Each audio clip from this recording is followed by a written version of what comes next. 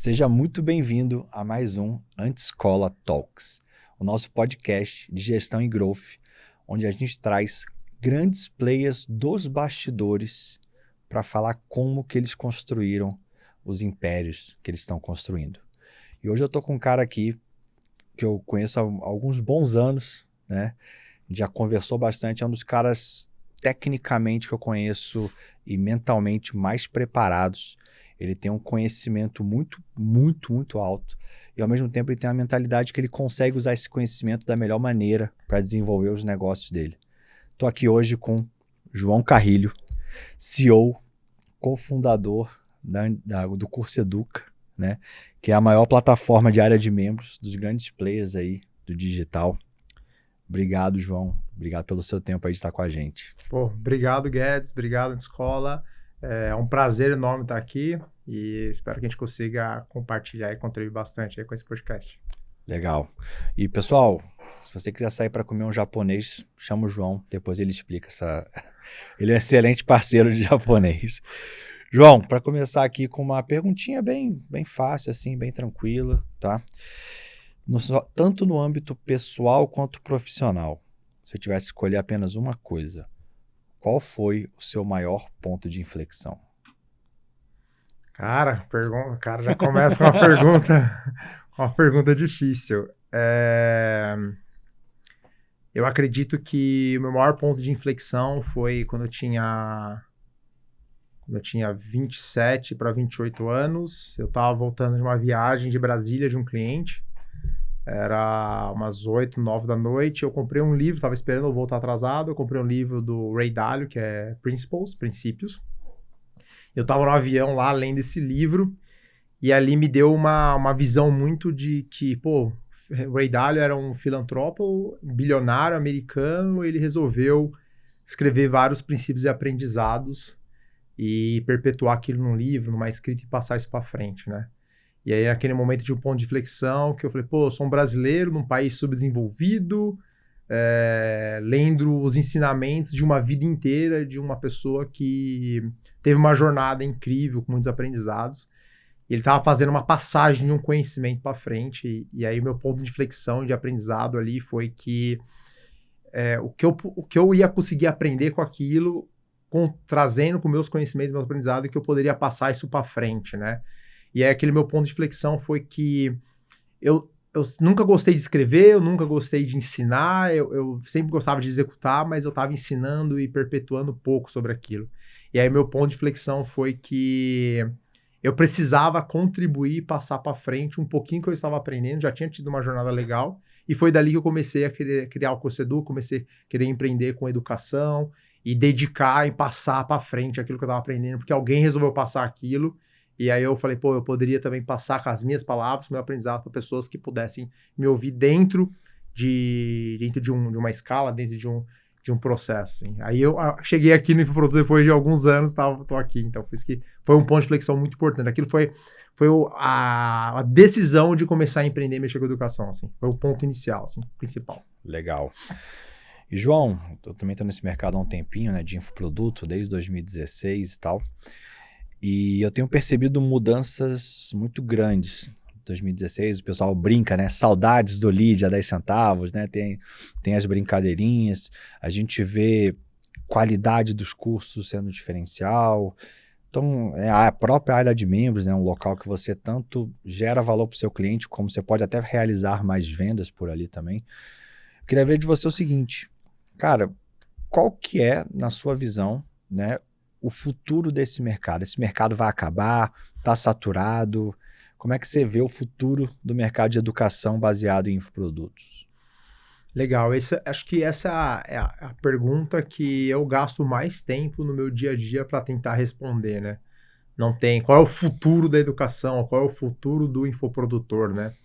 Eu acho que não tem uma resposta certa, né? A gente não tem uma bola de cristal para adivinhar qual vai ser o futuro, mas a gente vai ajudando olhando um pouco o que aconteceu no passado, o que acontece hoje no presente, a gente tenta desenhar algumas teses que podem acontecer para o futuro. E hoje eu fiz uma reunião com um líder de movimento e a gente discutiu quase 2 horas sobre isso, né?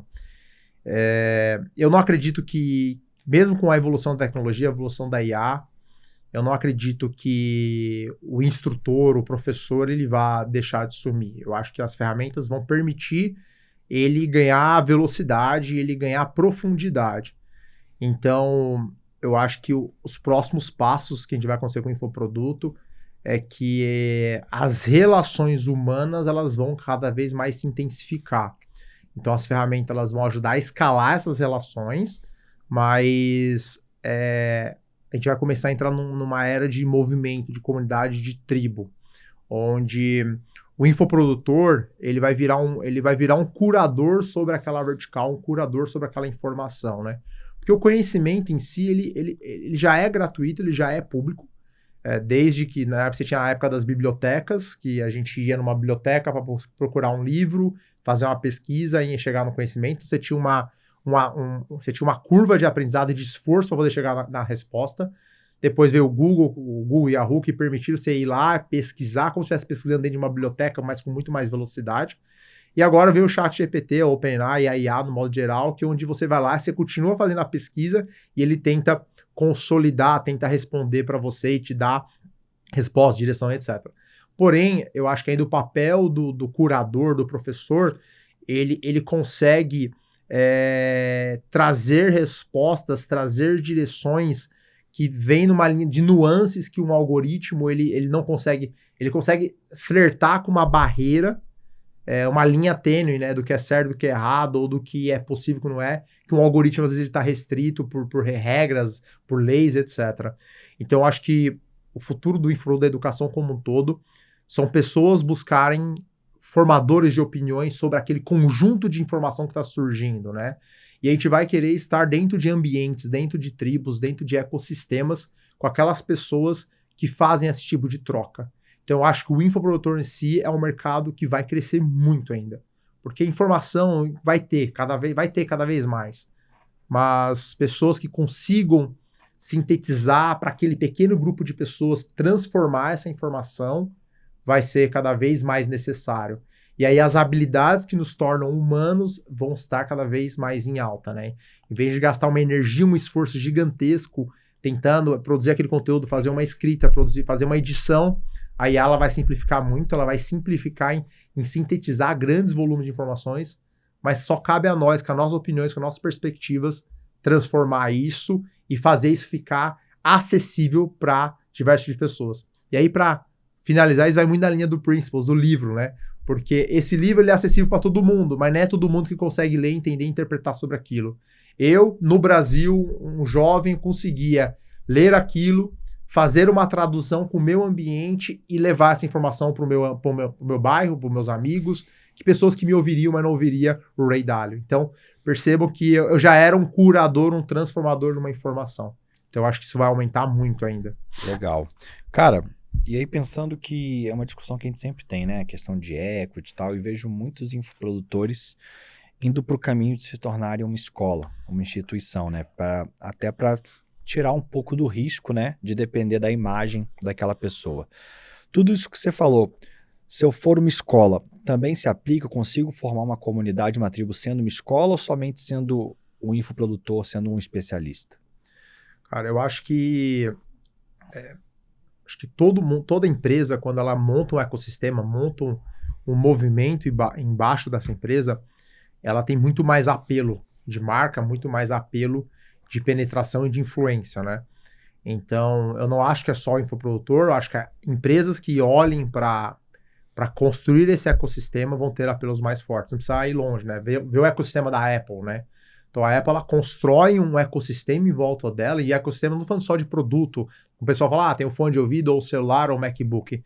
Ela constrói, de fato, um movimento, uma comunidade em volta daquilo que aquilo simboliza, do que aquilo cria. Então, quando ela vai lá e lança um óculos, ela consegue facilmente influenciar aquela multidão de pessoas, né?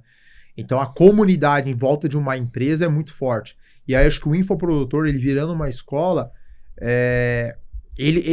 a empresa ela consegue fazer essa construção, não é fácil fazer um movimento em volta, criar um ecossistema em volta.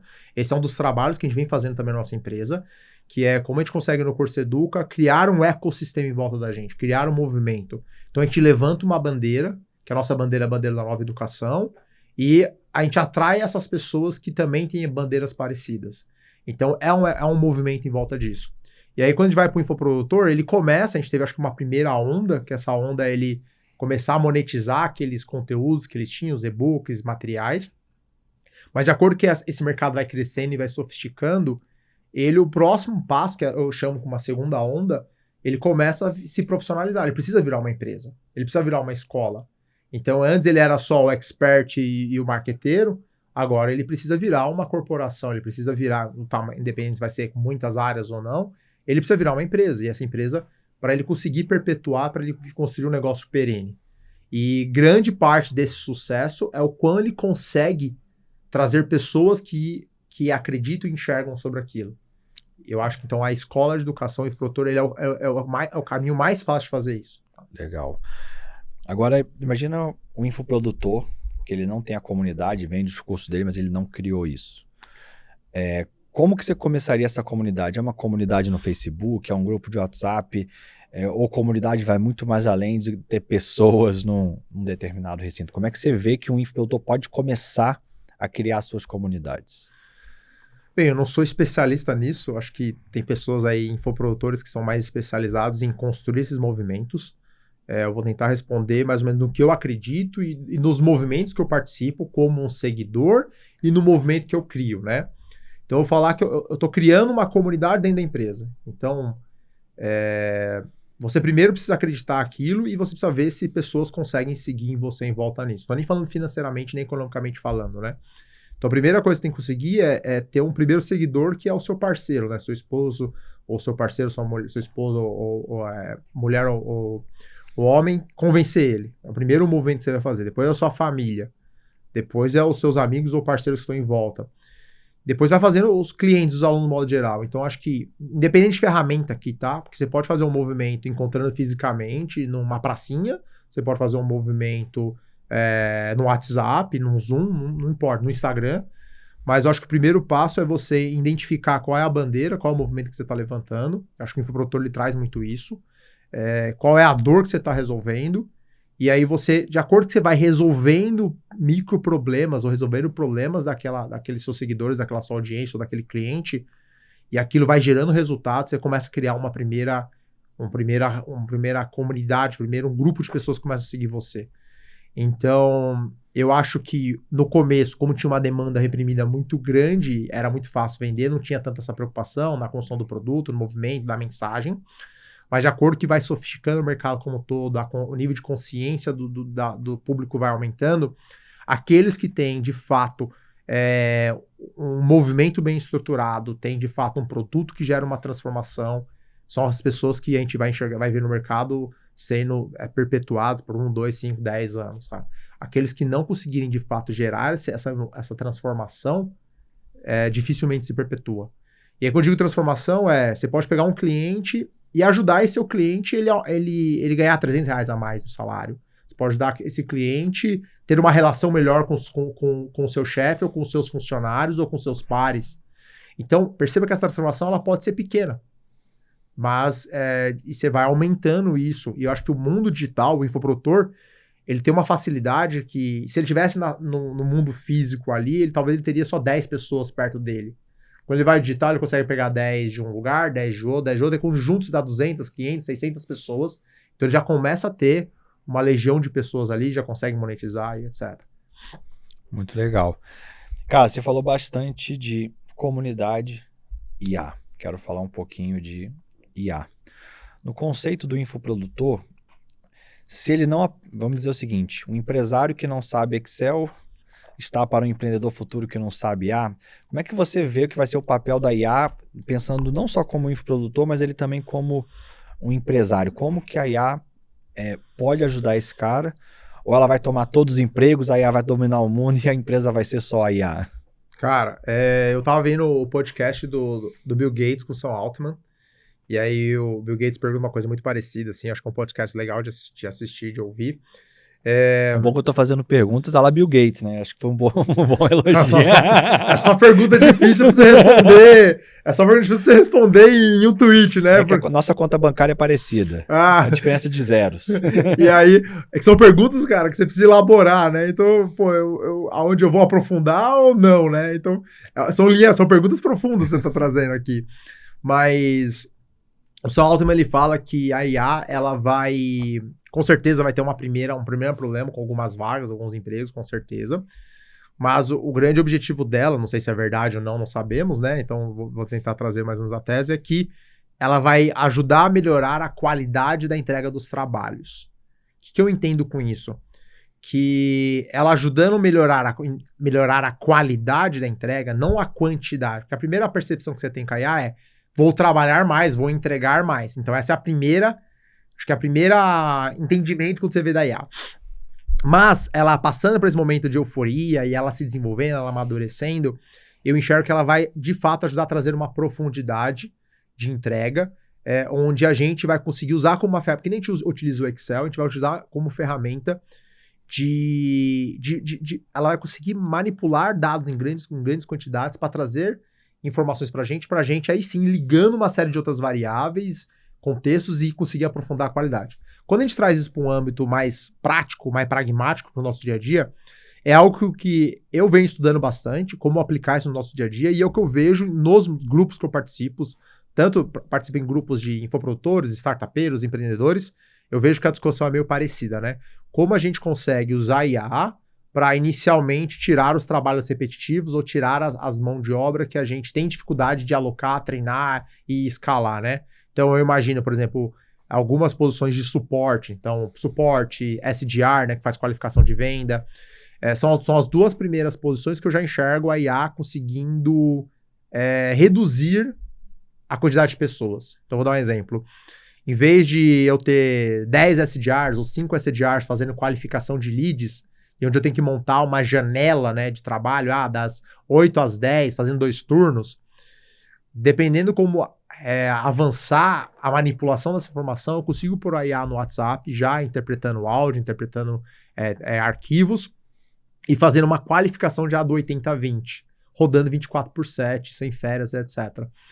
Então quer dizer que o SDR vai sumir? Eu não acho que ele some 100%, mas eu acho que em vez de eu ter 5 pessoas de SDR, eu vou ter tipo uma gerenciando as exceções do algoritmo. Então, isso vai acontecer, eu acho que para SDR, vai acontecer para posições como suporte. Como você consegue, no suporte, isso é uma dor que a gente está sofrendo, né? A gente está crescendo muito rápido. Como eu consigo escalar a qualidade do meu suporte, padronizar as respostas, padronizar as direções com pessoas. Então, você vai lá, você põe 6, 7 pessoas de suporte para dentro, até você treinar, até você preparar, até você garantir a qualidade das respostas, leva um tempo, sabe? Então, eu acho que a IA, nesse primeiro momento, ela vai começar a substituir isso. E aí uma curiosidade sobre a IA é que todo mundo achava que a IA ela ia substituir os trabalhos braçais, né? E na verdade foi ao contrário, ela começou pelos trabalhos intelectuais, começou não substituir, mas reduzir muito, tirar pessoas de edição de vídeo, de edição de imagem, tipos de trabalho, programação, por exemplo, os programadores são profissões que estão sofrendo nesse sentido. E quando eu digo sofrendo, não é quer dizer que vai sumir, quer dizer que a base vai subir. Então, antes você conseguia ter um programador fraco, programando mal, ganhando bastante dinheiro. Quando você vem ela começa a substituir profissional fraco, profissional não preparado. Então, ela faz a base subir. Se a base sobe, teoricamente, sobe o teto também. Então, teoricamente, a gente se desenvolve melhor como humanidade. Mas tem muito detalhe aí, né? Esse é um assunto espinhoso, né?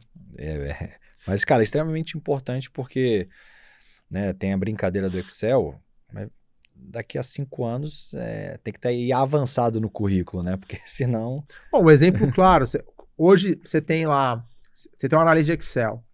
Grande parte do trabalho dele é ficar formatando o dado, criando as colunas, organizando, criando dashboard. Então ele fica um tempo gigantesco manipulando o dado, e aí sobra pouco tempo para ele analisar o dado. Então, a IA, eu acredito que a tecnologia do modo geral, ela vai ajudar a agrupar esses dados, já trazer as primeiras análises, para que o analista, aí sim, ele consiga ir com mais profundidade na análise dos dados. E isso é legal, cara, porque muita gente acha que eu diria a vida como um todo, mas principalmente o empreendedorismo, é um jogo de respostas. E a IA vai trazer pra gente o seguinte, cara, você tem que saber fazer a pergunta certa. Então, eu vejo isso muito como o papel de um líder. Como é que, né, para mim o líder não é aquele cara que domina tecnicamente 100% tudo da área. Ele, teoricamente, deveria ter pessoas melhores que ele, tecnicamente, mas ele seria o cara que faz as perguntas certas. Né? Como que você vê o papel do líder? Como você vê essa questão das perguntas versus respostas? Como é que você usa isso no seu dia a dia? Eu acho nem só o líder, mas eu acho que qualquer tipo de profissional. Eu acho que o profissional que ele só é tecnicamente bom, que a gente chama de hard skills, né? Ele vai ter muitas dificuldades, acho que pelo menos no Brasil, não sei como vai ser lá fora, de se manter. Porque você precisa agora cada vez mais desenvolver as habilidades interpessoais, a habilidade de comunicação, a habilidade de você lidar sob pressão, a habilidade de você resolver problemas, a habilidade de você se comunicar, a habilidade de você influenciar pessoas dentro de uma empresa, dentro de uma área, dentro de uma comunidade, a habilidade de você conseguir agradar e negociar. Então, uma coisa curiosa, eu trabalho com tecnologia há 15 anos, já lidei em diversos tipos de projetos, diversos tipos de tecnologia e setores, empresas pequenas, médias ou grandes. E antes você podia ter um programador, um profissional técnico, que ele era muito, muito, muito, muito bom tecnicamente, mas ele era péssimo em habilidades interpessoais, em ser adequado em daquele ambiente. E aí as pessoas toleravam o ambiente de ele ser um bom trabalhador na equipe, ele era tolerado porque ele era uma peça fundamental na entrega do trabalho dele. Isso, eu estou percebendo que isso está mudando drasticamente. Eu vejo até pela minha empresa. Eu tenho um time de tecnologia lá dentro, e hoje o meu time de tecnologia, os meus melhores desenvolvedores não são desenvolvedores tão tecnicamente profundos. São as pessoas que têm mais capacidade de conseguir entender o momento que a gente está vivendo e conseguir transitar bem nos nossos momentos. Então, é mais uma habilidade interpessoal que nos torna humano do que só uma habilidade técnica. Porque a habilidade técnica, eu já estou trazendo ferramentas de IA que eu já estou conseguindo nivelar a qualidade do trabalho dele. Então, eu consigo colocar hoje um jovem de 18 anos na empresa e ele conseguir subir códigos na minha produção, na minha aplicação, em 2, 3 semanas. Por quê? Porque hoje eu tenho uma série de ferramentas que permite nivelar a entrega do trabalho dele, que eu não conseguia fazer isso há 5, 6 anos atrás. Então, o líder ou as pessoas, quem vai conseguir isso? Pessoas que tenham capacidade de ver um problema, juntar pessoas e desenvolver esse problema, desdobrar ele. Então, eu acho que é mais problema de gestão, problema de liderança, são mais as habilidades nossas humanas do que outra coisa, sabe? Legal, então você vê que o futuro é as pessoas conseguirem ser mais generalistas a ponto de conectarem mais os pontos, né? Como é que eu ligo marketing com vendas, com produto, com CS, uma visão mais de cima do negócio, e a IA vai fazer boa parte do trabalho técnico estrito, seria mais ou menos isso. Eu acho que o especialista ele sempre vai existir, mas ele vai ficar cada vez mais escasso, porque, eu vou falar isso pelo Brasil, né? Como você constrói tecnologia do zero, né? Para você construir tecnologias para você enfrentar tecnologias globais, né? Você tem que ter toda uma formação de base muito forte. Formação matemática, formação que você permite pessoas expandirem seus níveis de cognição e expandir seus raciocínios lógicos para eles poderem desenvolver tecnologia de base, né? E então, vão ser poucas empresas, ao meu ver, que vão ter necessidade de pessoas muito especialistas, muito especialistas. Essas pessoas, elas vão realmente ganhar muito dinheiro, mas uma coisa que eu via no mundo corporativo, de onde eu vim, é que as empresas, mesmo as multinacionais, empresas muito grandes, tinha, tipo, 1 ou 2 especialistas, tinha muitas pessoas que não eram tão especialistas nas suas áreas, e trazia uma consultoria que tinha um grupo de especialistas naquele assunto. Aí a consultoria tinha 10 especialistas, que aí aqueles especialistas ganhavam muito, porque aquela consultoria conseguia atender 50 clientes. Então, mesmo tendo um especialista naquela empresa, eu ainda precisava contar com uma consultoria para ajudar a compor a visão de outros problemas de outras indústrias, né? Então, eu acho que acredito que pessoas mais generalistas tendem a ter mais sucesso. Minha percepção, tá? Mas posso estar errado. Legal. E o empreendedor... Só pergunta difícil, velho. Só pergunta pedrada, velho. Você queria moleza, pô? Tá piorando. Mas, cara, vamos lá. Você tá tendo um crescimento absurdo. Não sei se você pode falar, mas eu sei que você tá crescendo de forma literalmente exponencial. Alguns bons percentuais altos por mês. Só que crescer dói, né? A frase é clichê, mas é verdadeira. Né? E, cara, como é que você está enfrentando esse desafio de escalar o seu negócio numa velocidade assombrosa sem perder margem e qualidade? Como é que você está equilibrando esses fatores? Qualidade perde, não tem como. Quando você começa a crescer muito rápido, a gente está crescendo nos últimos 4 meses 25% ao mês sobre mês, e nos últimos 16 meses a gente está com um crescimento médio de 19%. Ou seja, o cara 19 meses cresce 20% ao mês. 19% nos quebrados. Depois joga no chat GPT e vê quanto isso dá composto. Então, assim, se isso a gente vai manter e continuar, outros clientes, você continuar achando as alavancas de crescimento é um grande desafio, né? Mas a nossa expectativa é continuar crescendo aí pelo menos 15% ao mês até o final do ano. Mas assim, qualidade você perde, não tem como. A gente começou a tomar muita pancada de suporte, qualidade, é normal isso, porque a gente escalou muito o time, muito rápido. Então, vou dar um exemplo, entraram 30 pessoas nos últimos 2 meses. Então, como você consegue treinar essas pessoas, você consegue medir a qualidade, você tem uma série de problemas ali, de processos, de pessoas, de cultura. Você precisa garantir que os líderes consigam descer a mensagem, descer o ritmo para baixo num curto espaço de tempo, né? Então imagina, você tem hoje a maior parte da empresa tem 3 meses de casa, 2 meses de casa. Como você consegue manter essa cultura? Então tem uma série de rituais que é um baita desafio. Então você acaba tendo uma perda de qualidade por um momento. É natural, isso vai acontecer. O ponto você não pode deixar isso impactar diretamente o seu crescimento. Então, qual é o indicador que vai falar para você que você tem que parar de crescer? É o churn.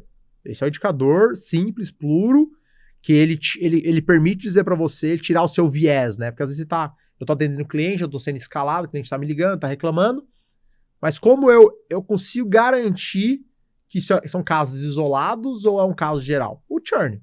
Porque o churn ele vai representar isso. Então, do mesmo jeito que a gente cresce, fevereiro, cresci 25%. Qual é o meu churn? 3%. Então, qual é o churn médio de uma empresa de SaaS? Abaixo de 3%. Então, quando o meu churn começou a chegar a 5%, 7%, aí eu começo a ficar extremamente preocupado.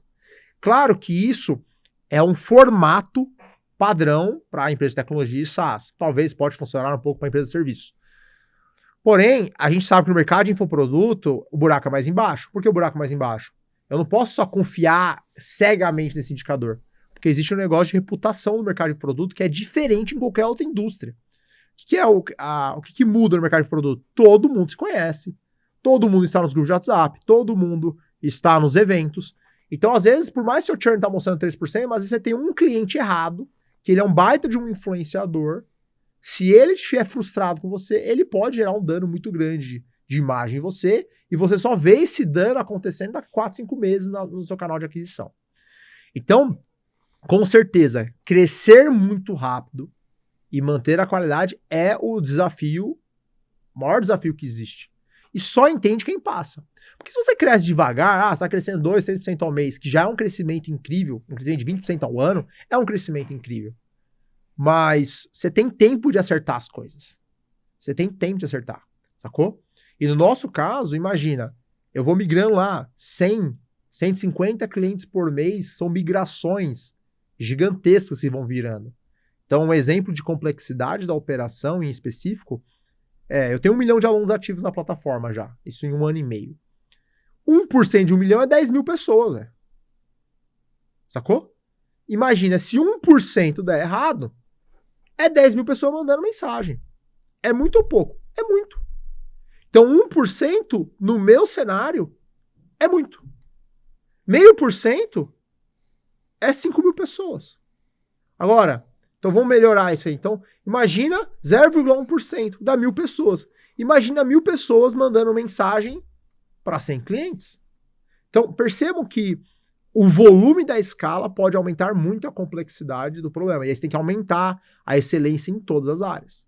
Então, ele é um período desafiador. E como a gente vem resolvendo isso? Trazendo pessoas cada vez melhores.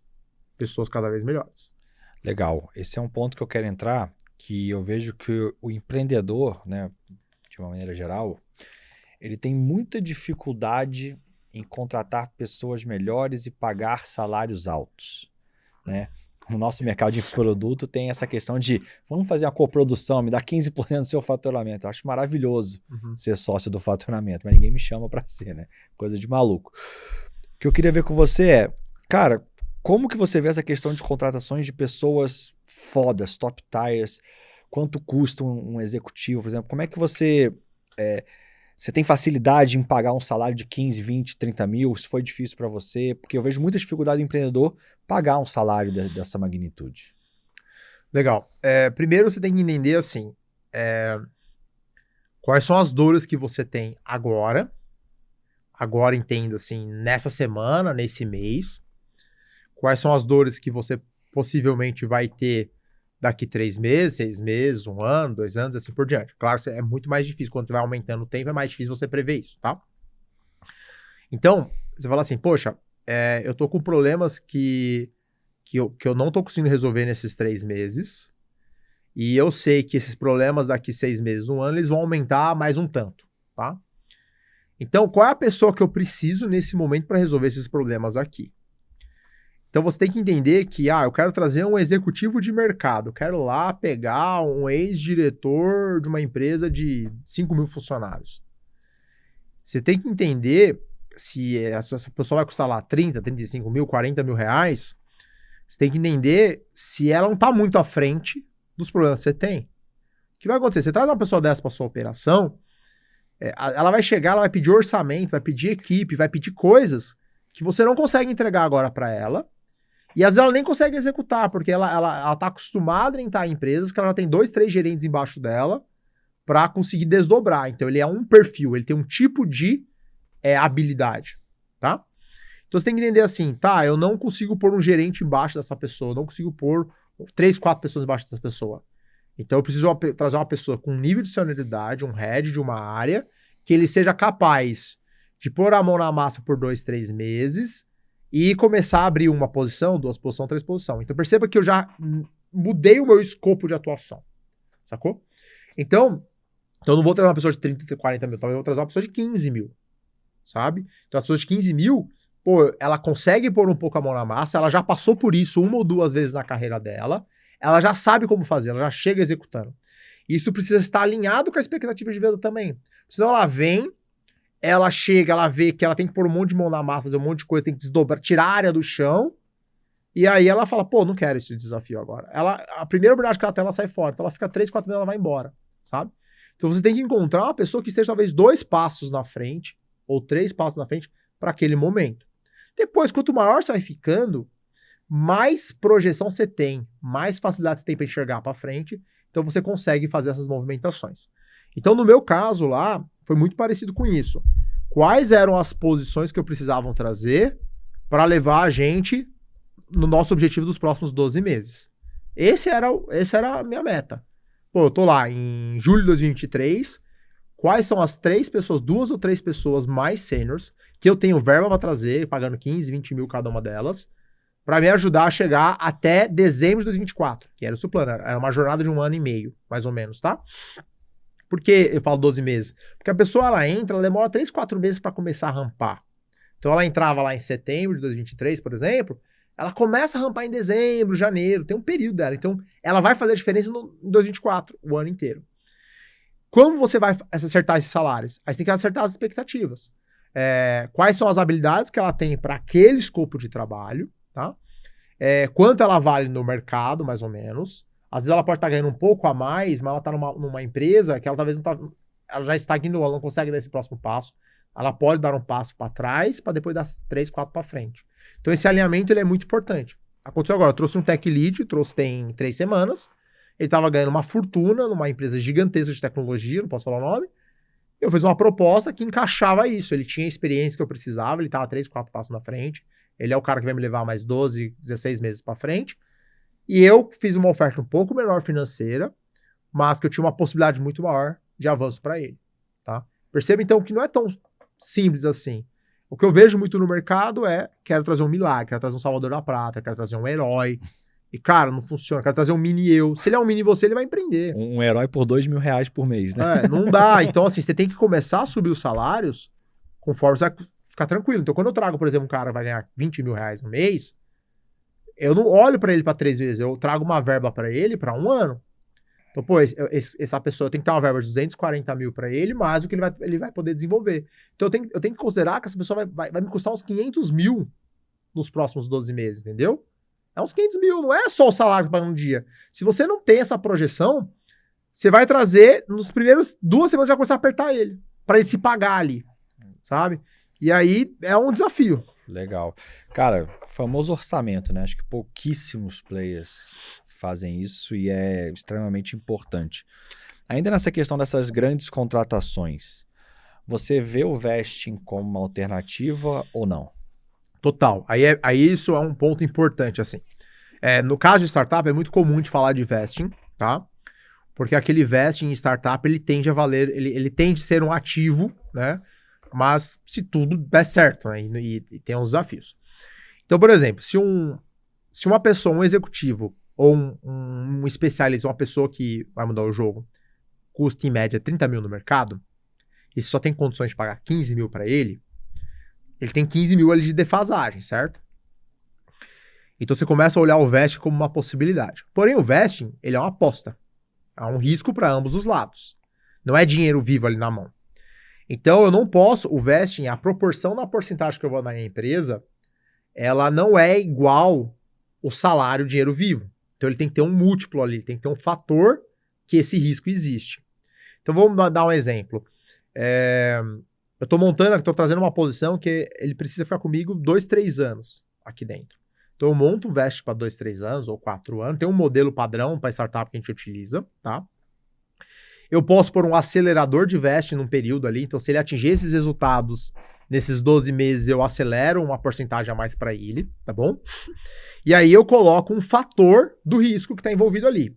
Então se ele fosse ganhar 30 mil no mercado, ele em 3 anos...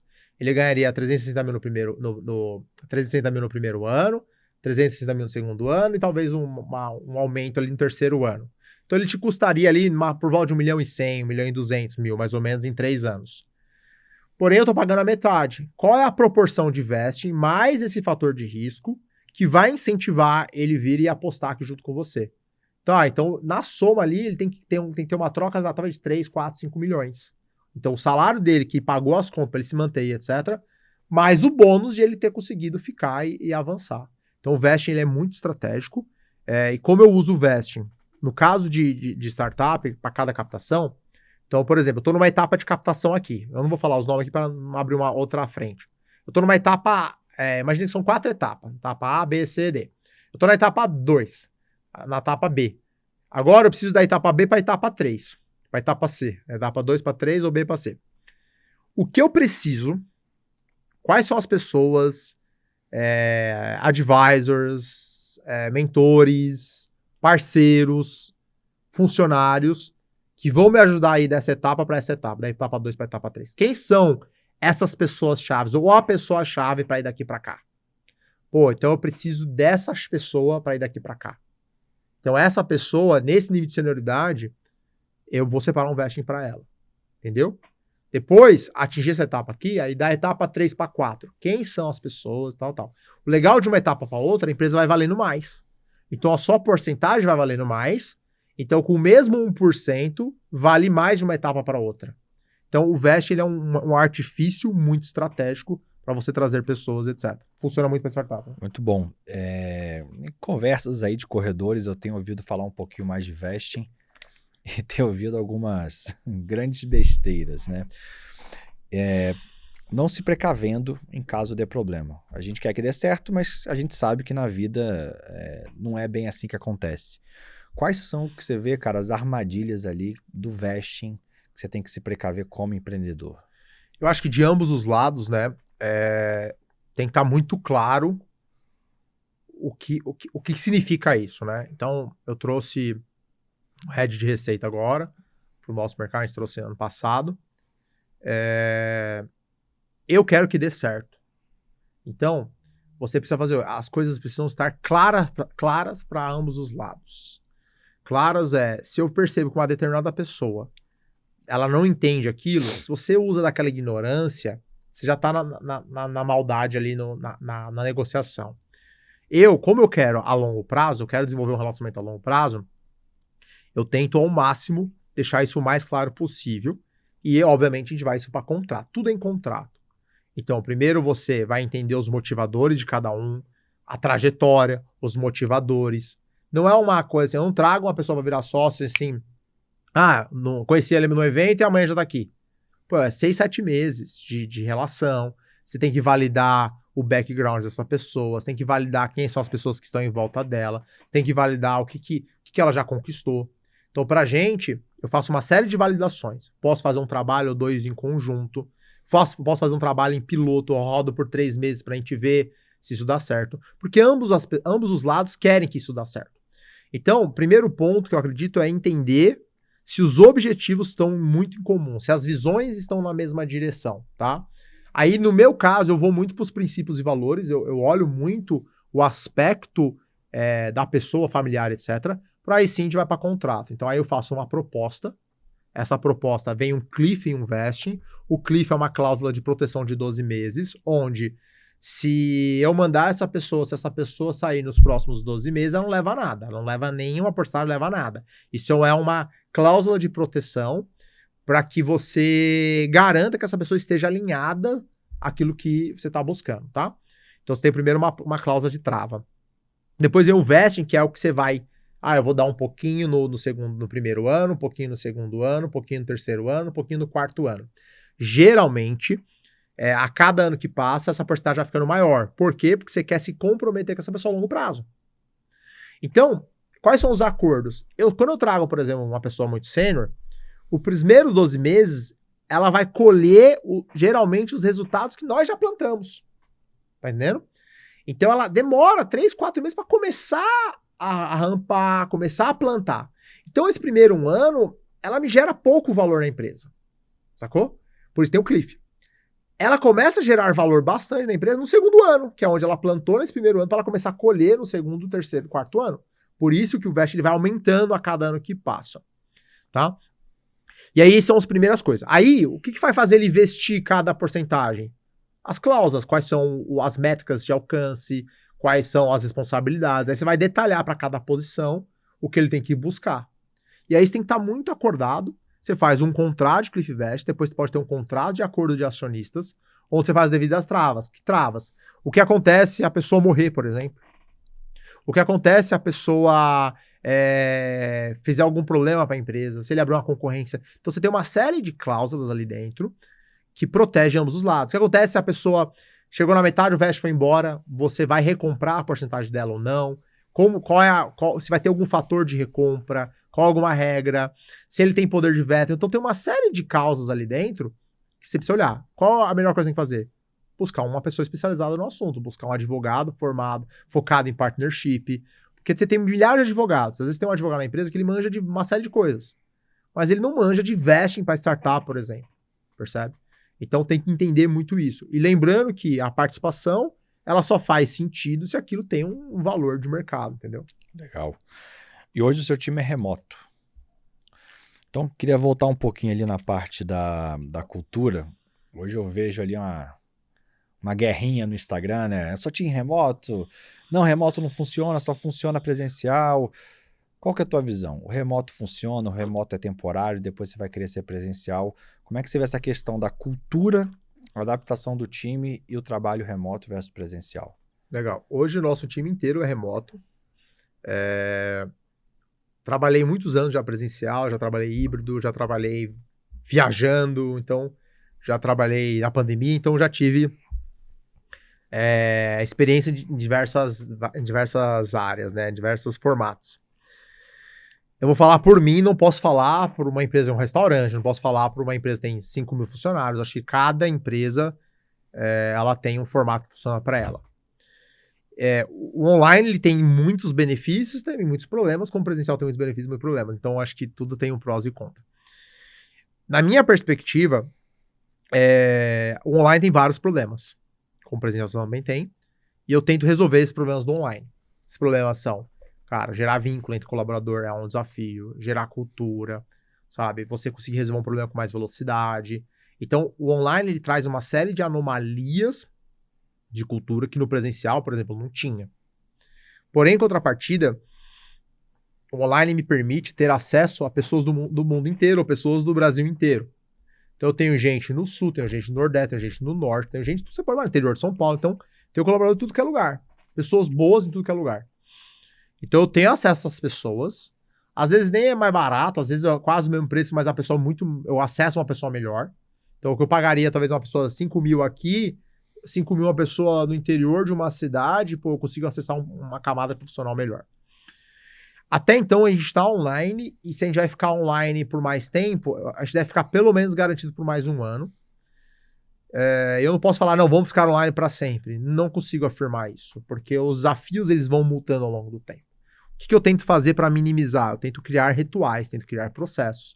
Então eu tenho os rituais de reunião semanal, que eu entro toda terça-feira, das 4 às 6, com o meu time inteiro.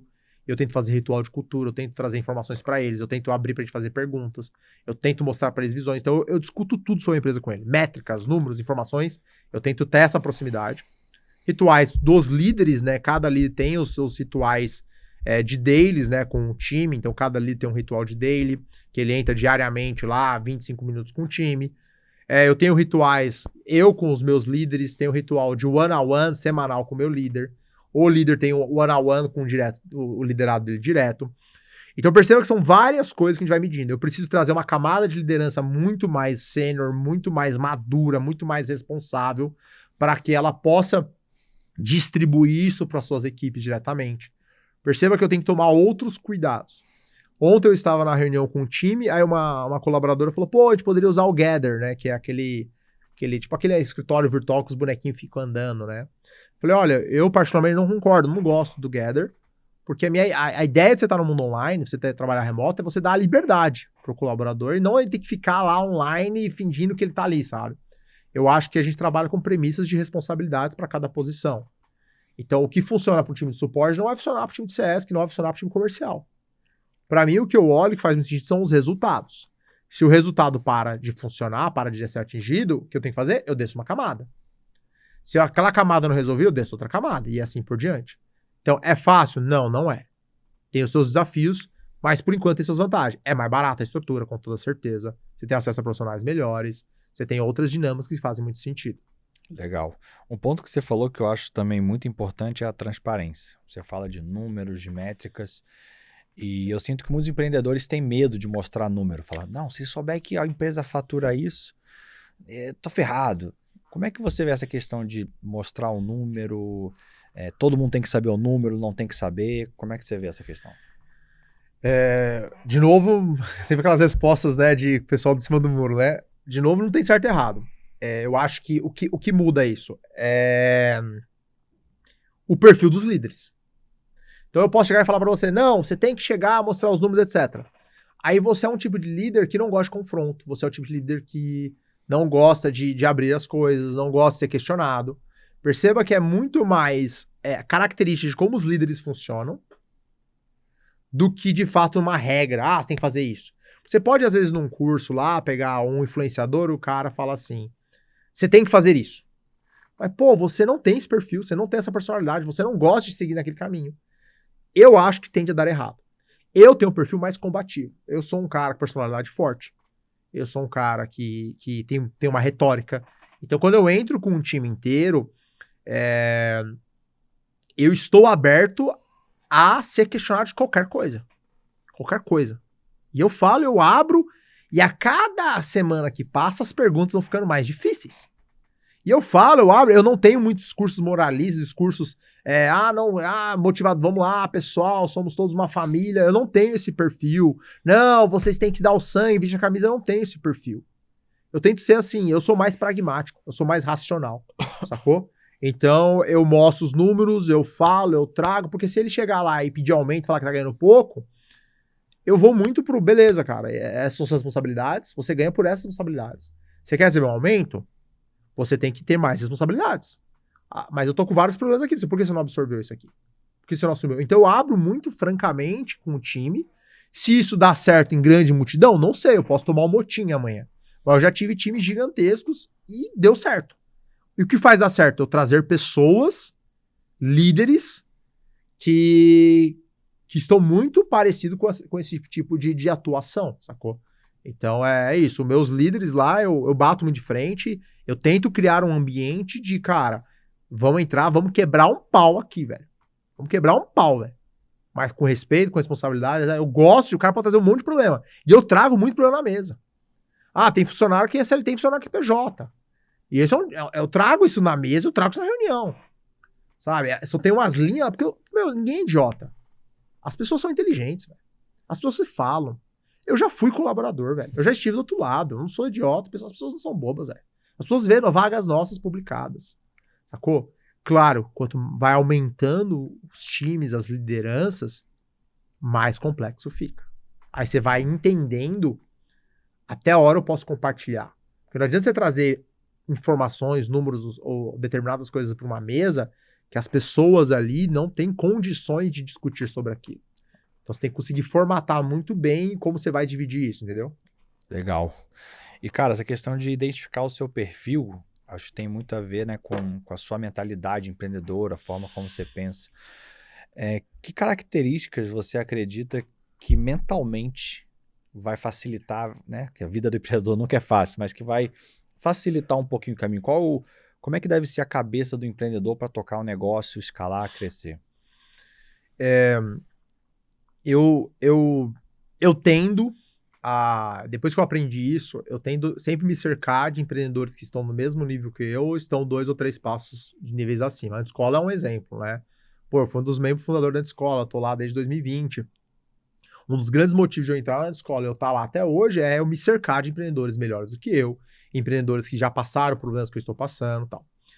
Então, eu tô o tempo todo buscando ambientes que me mostrem onde eu estou errando, me mostrem o que eu preciso desenvolver. Eu sempre estou buscando mentores e pessoas que me ajudam a olhar lacunas de defeitos que eu tenho, né?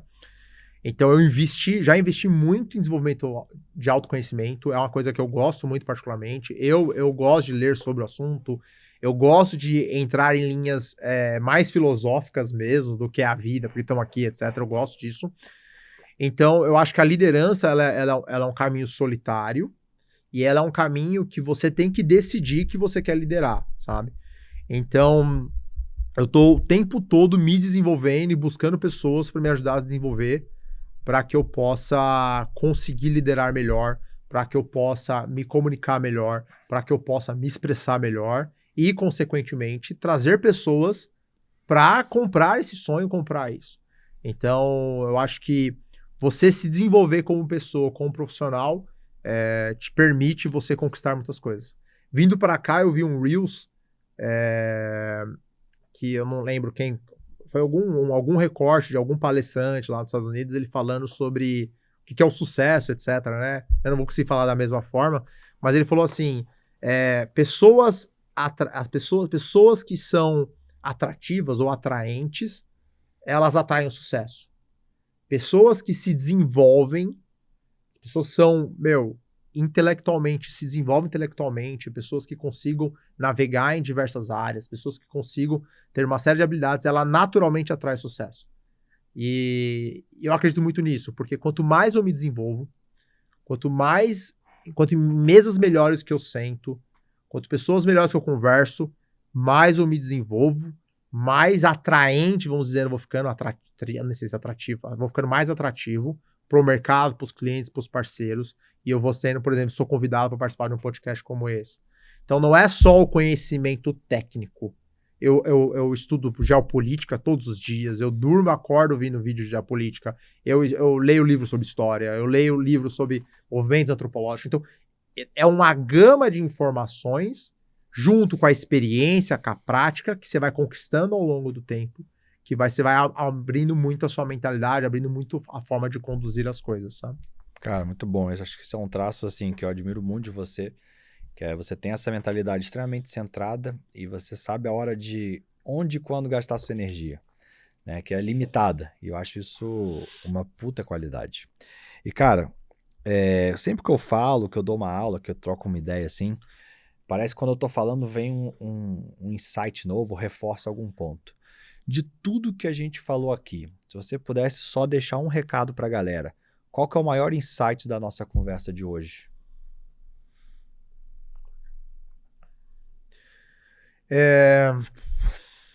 Eu acredito assim que não tem fórmula mágica. Você ouve isso todas as vezes, né? Mas eu acho que a simplicidade nasce na maturidade.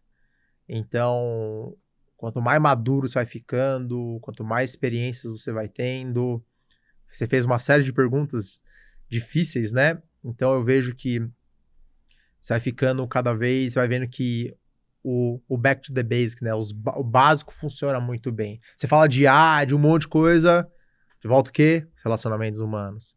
Os meus melhores colaboradores são as pessoas que mais sabem se relacionar. São as pessoas que sabem mais conduzir. Então eu acho que você conseguir entender isso, o que você acabou de resumir isso aqui. Você não consegue pôr energia em tudo. Aonde você consegue pôr a energia e se focar e etc. Então, no curso Educa, eu comecei em 2020, sabe? Eu não fiquei mudando, pulando de projeto. E foi difícil. Foram 2 anos muito difíceis, muito difíceis. Mesmo com a experiência que eu já tinha, mesmo com o conhecimento que eu já tinha, foi muito difícil. Mas o que fez a gente persistir, o que fez a gente conseguir fazer grandes avanços foi pôr a energia no lugar certo. Aí vem o que? A visão. Sabe? Então, eu acredito muito onde a gente pode chegar. No meio do caminho, você fica em dúvida pra caramba. Eu tinha vários complexos de impostor. Vendo falar, talvez falo com mais segurança e tal, mas, vários momentos eu falava, eu não vou conseguir. Vários momentos eu falava assim, eu não sou o melhor pra isso. Vários momentos eu falava assim, talvez eu nasci pra trabalhar pros outros. Vários momentos eu falava assim, cara, eu sou ruim, sabe? Porque você trabalhava e não tinha resultado. Aí eu olhava um cara do meu lado que tinha muito menos conhecimento que eu tinha, muito menos prática e ganhando muito mais dinheiro. Aí eu falava, porra, cara, então o problema sou eu, não é pra mim. Aí você vai tentando, vai buscando pessoas à sua volta, você vai eliminando com os erros, vai eliminando, aí você chega no resultado. Aí, de novo, o que resume tudo isso? Cara, é pôr a energia no lugar certo, buscar as pessoas certas, resolver uma pergunta por vez, sabe? Muito bom. Cara, passaria horas aqui com você, principalmente no japonês, que você gosta de pagar a conta, ele é bom nisso. Pessoal, estive aqui com o João Carrilho, CEO e fundador do Curso Educa, que nós da Anti-Escola usamos há muitos anos, né, os maiores players também. E se você não está lá, eu posso garantir que você está perdendo satisfação do seu cliente e dinheiro na mesa. A plataforma, sem dúvidas, é a melhor do mercado.